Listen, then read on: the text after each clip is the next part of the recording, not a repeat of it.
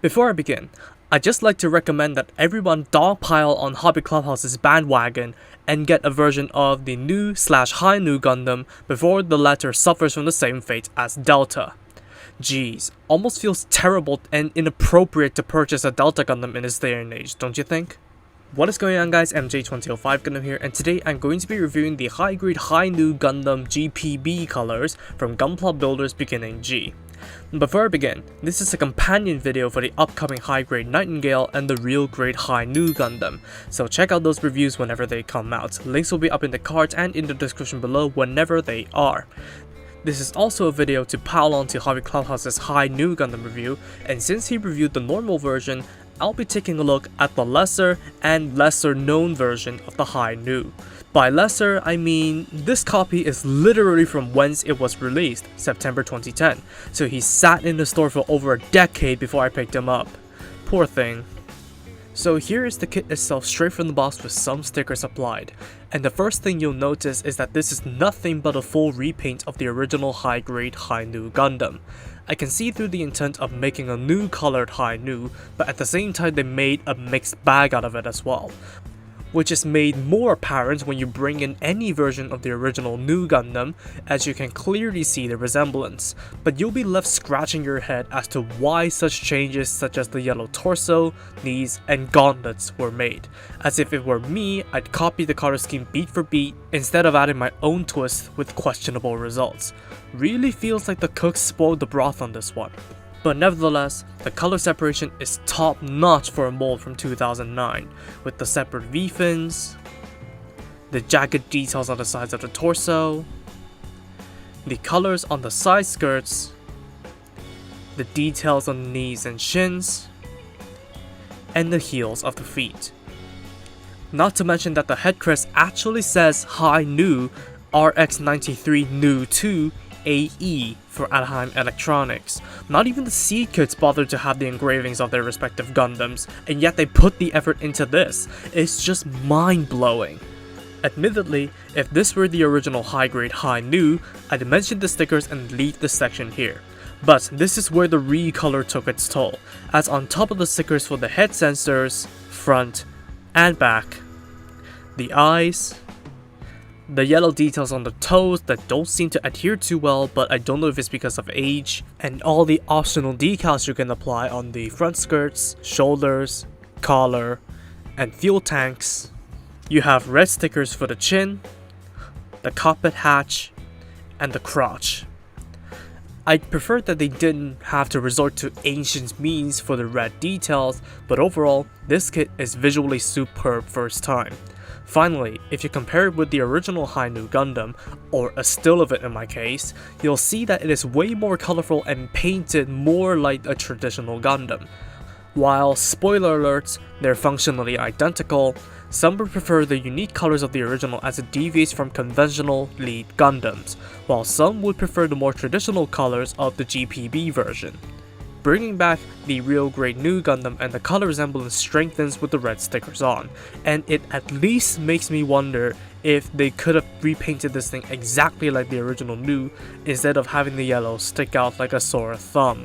For articulation, we begin with a very tight ball joint in the head and with the neck joint, so it can go up very far, down not so much, side to side a little bit, and it can rotate side to side, but because of the chin and the bottom segment of the helmet over here, they do collide with the collar a lot, so you cannot really do a full 360 unless you force it.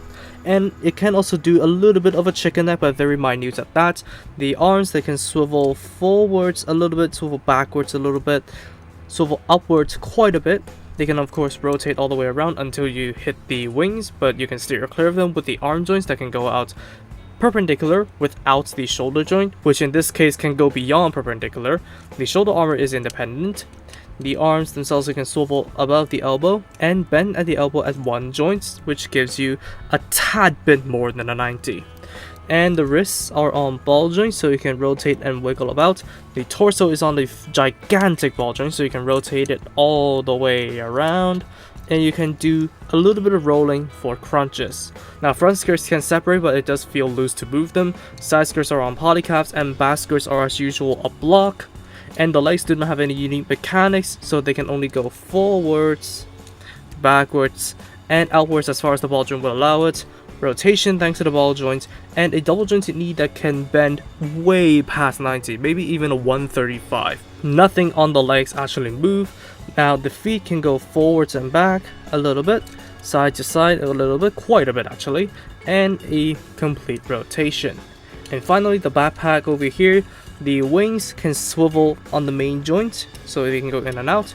They can go up and down just like so, but minutely. The topmost funnel can rotate if you so choose. Thrusters are stationary, stabilizer fin can move up and down. Finally, the fuel tanks can move on the ball joint. Articulation on the high-grade High-Nu Gundam is definitely good for its time. While I could sit here and complain about the head, the arm bends, the ball jointed legs, and maybe even the waist, the only parts that feel dated are the arm bends and the ball jointed legs. Everything else can rival modern day standards. For weapons, first of all, you get the beam sabers stored in the binders. Amazingly, there are functional hatches that you open up, and retrieving the handle is easier than those on the Atlas Gundam. You also get a set of custom beams for this kit in a very nice blue, but much paler compared to the originals. Stick the handle into the holding hands, then the long beam up top, and short beam on the bottom, then have fun posing. However, you only get one set of beams despite getting two handles, and while SB13 beams can fit into the handles, you don't often, if ever, see them in the shade of blue, do you? The block on the arm is supposed to be the holster for a third beam saber, but it is not functional on the high grade. Now that is what I would paint yellow in the arms, as the news arm holster has a yellow piece on the front.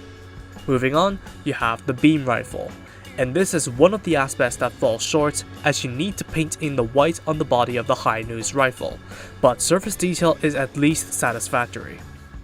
Simply plug the peg on the handle into the trigger finger hand and you are off to the races. There is no peg on the other side of the rifle for making the High-Nu a lefty though, not that there is a left trigger finger hand anyways to begin with. Next up, you have the new Hyper Bazooka. Unintended pun by the designers aside, it is also one of the things that falls short in the kit, as you will need to paint in the white on the barrel. Granted, it's not that hard to mask the stock and handle to paint it, but it's just as easy to separate those parts and color them from the factory. But you do get this moving handle, which is nice. Just plug the peg on the handle into the trigger finger hand and you are done. But just like the rifle, you can't hold this on the left side due to the lack of a peg for that. And there aren't any storage options for the bazooka, so you either hold it or toss it in a ziploc. Up next, we have the shield, also known as where the money potentially went, as they bothered to make the colors on the surface pattern with plastic pieces. Not to mention the vents that poke through, and the bottom are fully separated too. But it kind of feels weird not to have any armaments there like the original News shield. You simply plug the shield onto one of the pegs on the bracket and plug it into the left arm. You can adjust the shield by rotating it or shifting it into the alternate peg on the bracket. It simply looks impeccable while posing with it. Finally, you have the fin funnels, and unfortunately there are only two movable funnels, which are the outermost ones on each binder as standard. The other four are dummies, and they are literally 5 pieces of plastic, the gigantic white slab and the 4 grey pieces. So let's chuck them aside in favor of the functional ones, of which each fin is on a double hinge, so you can open it up to fire, or close it up with the tab locking the fins into place so they won't spring open. There is a cross-shaped peg sticking out from the funnels, so you can simply take any hole-to-hole adapter and plug them onto an action base for display, but that is given that you have those adapters to begin with. Otherwise, you can close it up and store it either onto the poly caps where they're supposed to be, or onto the crosses the dummies were plugged into, so you can make a fully functional High-Nu Gundam with no modifications whatsoever. But the new Gundam is priced a little bit higher, and yet it has 6 true funnels, so I'm having a hard time understanding why they didn't put in the extra money into giving the High-Nu the same treatment. But hey, At least you're not paying double the price of this kit for one fin funnel and no rifle and shield. You don't get many hand options though, only having a pair of standard holding hands and the right trigger finger hand. An honorable mention would be the beam gun on the right arm. It's static, but the barrel and ammo clip are fully color separated from the gauntlet itself, so it looks good while posing. You can eject the ammo clip if you want, thanks to its construction. For comparisons, here is the High Nu with the original Gundam, and these mark the beginning and end of Amuro's adventure in the Universal Century, before he became a new type ghost, that is. Next up, here is its nemesis from another world, the real grade Sazabi. Moving on, we have the real grade Nu Gundam and my custom build high grade Nu Gundam, Gundam Karina, and it is evident that the High Nu is smaller than them. Clearly shrinking the protagonist and enlarging the antagonist did wonders for changing how the story flowed. It did not. Finally, here are a few kits that are named / codenamed after Greek letters in my collection with the High Nu, one per letter. To wrap things up, firstly, it is visually striking. While the proportions look great for a kit of its time, the more striking thing is that a lot of the colors were plastic pieces on this kit, and it's rather surprising how they managed to do that with the engineering back then. And don't even get me started on the engravings on the headcrest and the color separated shield pattern, as I'll be gushing about it all day. Not to mention the kit doesn't have any seam lines, so it can trade blows with any modern high grade kit all day, and it is worth a buy just to experience the build alone. Secondly, it is functionally identical as the original.